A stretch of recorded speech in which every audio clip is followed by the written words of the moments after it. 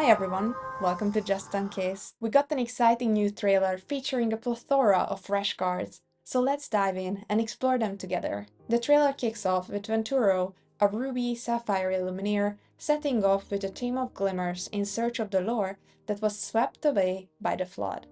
The video begins with Venturo retrieving an item from a pile of coins reminiscent of the one that Dewey, Huey, and Louie were seen playing in an earlier reveal. This newfound item is none other than the Sumerian Talisman from DuckTales, a 3-cost inkable item with ability Source of Magic.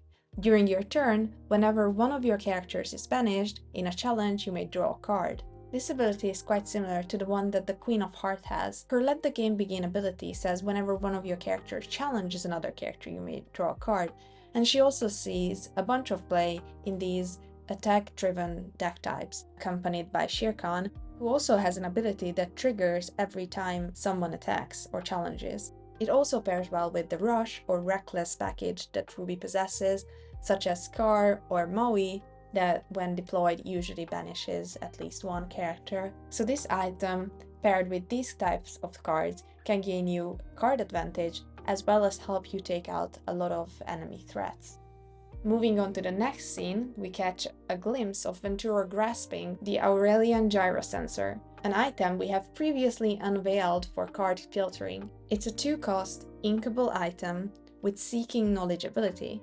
Whenever one of your characters quests, you may look at the top card of your deck, put it on either the top or the bottom of your deck. So this ability is quite similar to Ursula's Cauldron, while that one doesn't need your characters to quest. However, what makes this even more exciting is the fact that the Gyrosensor is inkable, and that's adding a significant advantage. As a cost-effective Sapphire item, it seamlessly integrates into item decks that hopefully will be driven by Ariel, who's it collector. Whenever you play an item, you may ready her and she may go questing again. And finding the items you need can be held by this sensor. The flavor text is also interesting. It hints at the Gyrosensor's ability to guide you towards lost lore. We get to witness this feature in action later in the trailer. In the following scene, he is joined by a group of glimmers. All of them are ruby and sapphire, of course. Let's explore the unique abilities each of them bring to the table. First off, we have Prince Eric, expert helmsman, whose ability shares similarities with Cusco, minus the ward. He's a non-inkable cost 4 for 2/2, being able to quest for 2. His ability, Surprise Maneuver, states when this character is banished, you may banish chosen character.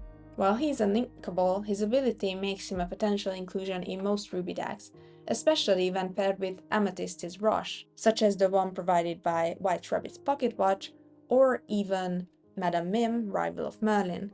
Gruesome and Grim allows you to play a character with cost 4 or less for free, namely, for example, Eric.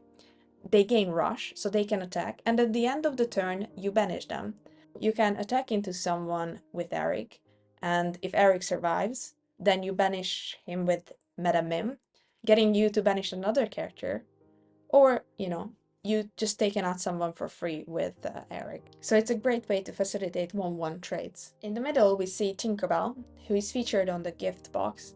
Very Clever Fairy is a 5-cost inkable character who's an ally and, of course, a fairy. For 3/4, she can cast for 2, and she has an ability of I can use that.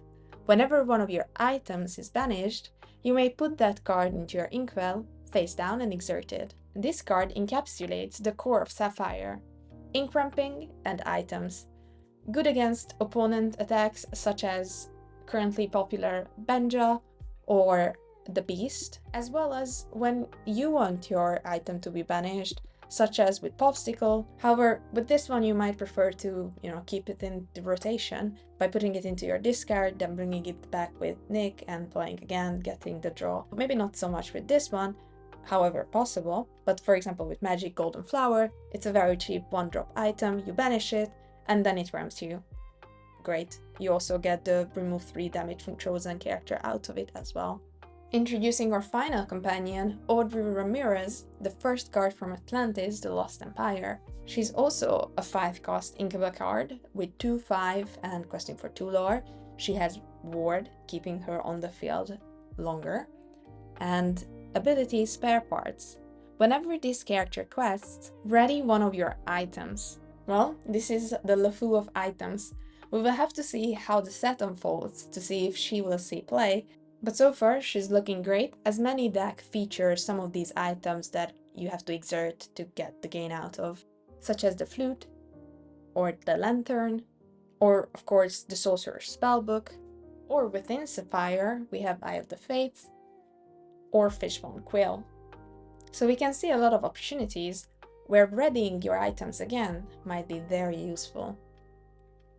As they ascend into the ground, Tinkerbell spots the trident, an item previously seen only in Triton's hand and in a trailer where it was carried away by the flood. Interestingly, it's not enclosed in one of those lore storing bubbles we have observed, but we should circle back to that detail in another video. In a Peter Pan-like fashion, the others overlook Tinkerbell's finding and follow the gyrosensor to discover the lucky dime, the first legendary item in Lorcana. It's a 7-cost item, which is huge.